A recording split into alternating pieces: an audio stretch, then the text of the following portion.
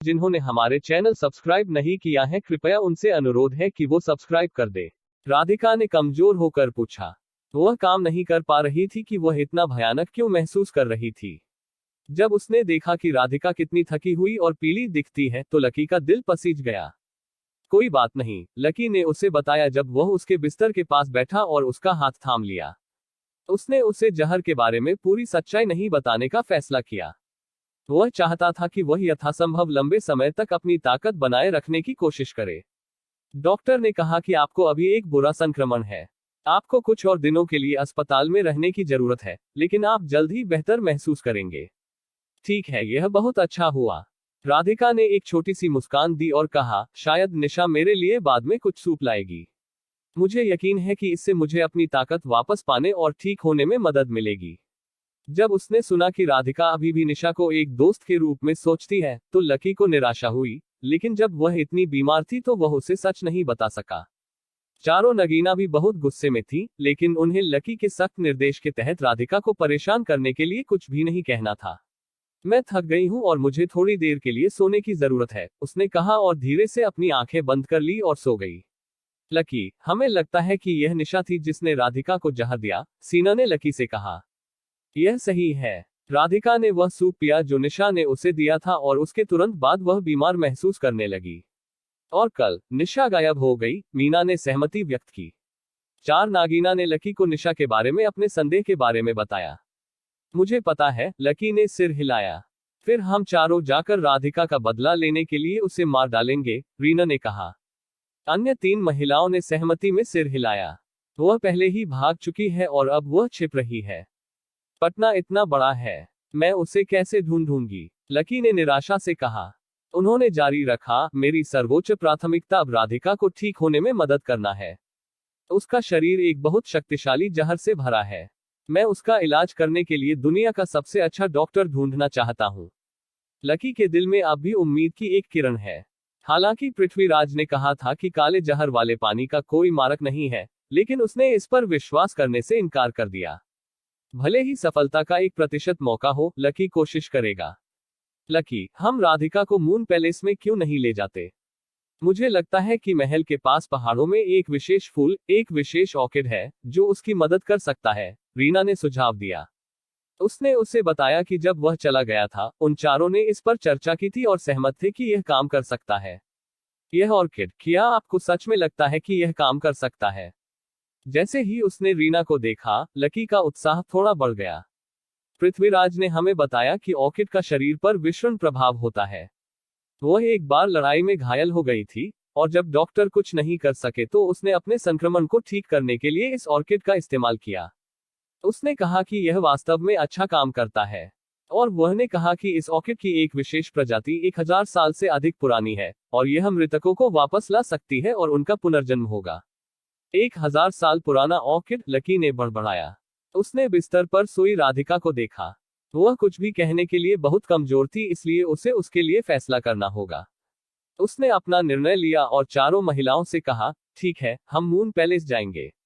अद्भुत, mister lucky, हम अभी हवाई जहाज का टिकट खरीदेंगे, रीना ने कहा और उसने अपना सेल फोन निकाला और हवाई जहाज के टिकट के लिए ऑनलाइन खोज शुरू कर दी। उसने अगली सुबह 9 बजे उड़ान भरने के लिए 6 टिकट खरीदे। लकी ने जहर के प्रसार को रोकने के लिए राधिका के लिए कुछ दवाएं खरीदी। बेशक मेहरा परिवार ने चुपके से उन्हें उनके लिए पैसे दिए थे। फिर उसने पृथ्वीराज को बुलाया और उसे सूचित किया कि वह राधिका को मून पैलेस ले जाना चाहता है। पृथ्वीराज जानता था कि डॉक्टरों के पास काले जहर वाले पानी के खिलाफ कोई मारक नहीं है। चूंकि लकी ने कहा था कि 1000 साल पुराना ऑर्किड राधिका की जान बचा सकता है, इसलिए वह सहमत हो गया कि उन्हें कोशिश करनी चाहिए। हालांकि अपेक्षाकृत हाल तक वह उसके जीवन में शामिल नहीं था, वह उससे बहुत प्यार करता था और उसे खोने का विचार विनाशकारी था। अगली सुबह लकी राधिका और 4 लड़कियों के साथ पटना हवाई अड्डे पर पहुंचा। वे उसकी हालत की गंभीरता को राधिका से गुप्त रखना चाहते थे। लकी ने धीरे से उससे कहा, राधिका, डॉक्टर ने कहा है कि तुम्हारी हालत में सुधार हो रहा है। उसने कहा कि तुम्हारे लिए पहाड़ों की यात्रा करना वास्तव में अच्छा होगा, जहां तुम ताजी हवा में सांस ले सकोगी। राधिका उसके कंधे पर झुक गई, लेकिन उसका मन भ्रमित था और वह वास्तव में समझ नहीं पाई कि वह क्या कह रहा है। यह अच्छा है, मैं पहाड़ों में चलने के लिए तरस रहा हूँ। मैं युगों से नहीं हूं। मुझे जाना अच्छा लगेगा, राधिका ने मुस्कुराते हुए धीरे से कहा। इतनी नाजुक लग रही थी कि चारों लड़कियां चिंतित थीं कि कहीं वह उड़ान में जीवित न रह जाए। एयरपोर्ट पहुंचने के कुछ देर बाद ही अनाउंसमेंट हुई कि उनका विमान सवार हो गया है। चलो चलते हैं, लकी ने राधिका को बोर्डिंग गेट की ओर सहारा देते हुए कहा और चार लड़कियां उसके पीछे पीछे चल रही थी। एक बार जब उनकी उड़ान भरी गई तो एक आदमी हवाई अड्डे के प्रस्थान लाउंज में एक खंभे के पीछे से निकला। उसे लकी पर निगरानी रखने के लिए शोएब द्वारा भुगतान किया जा रहा था। उसने अपने बॉस का फोन लगाया। शोएब, उन्होंने अभी उड़ान भरी। लड़की भयानक लग रही थी।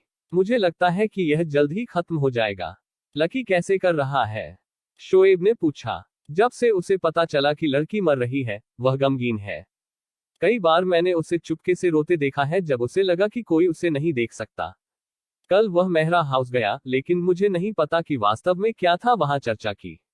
शाबाश, शोएब ने जवाब दिया और कॉल समाप्त कर दी। वह हिल्टन होटल में था जहां उसने निशा के छिपने के लिए एक कमरा आरक्षित किया था। वह उसके पास बैठी थी और उसने उसकी बातचीत सुनी थी। शोएब, मैं सही हूं।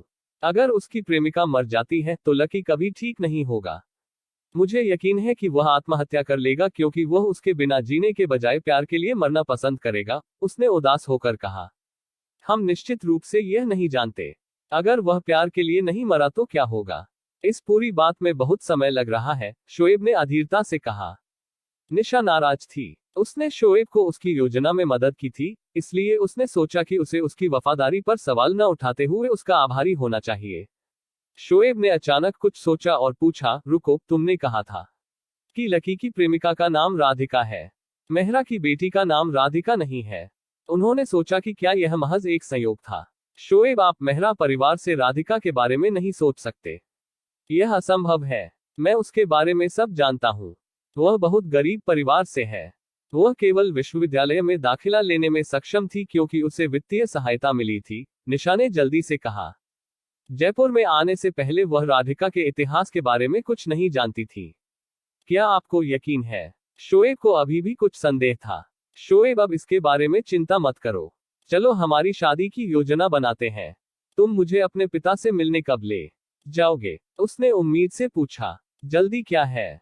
चलो इंतजार करते हैं जब तक हम निश्चित रूप से नहीं जानते कि लकी वास्तव में मर चुका है, उसने जवाब दिया। ठीक है, राधिका के बिना वह निश्चित रूप से डक से मर जाएगा। यहां तक कि अगर वह नहीं मरता है तो वह इतना दयनीय हो जाएगा कि वह मर भी सकता है। फिर उसके साथ व्यवहार करना बहुत आसान हो जाएगा, निशा ने कहा। फिर वह, शोएब, तुम उसकी ओर मुड़ी और गिड़गिड़ाते हुए बोली, अभी 2 दिनों से मेरे साथ नहीं रहे।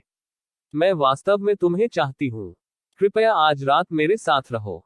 अब मेरे पास समय नहीं है। मुझे बहुत काम करना है। मुझे ऑफिस जाना है, लेकिन मैं कल आकर तुमसे मिलूंगा।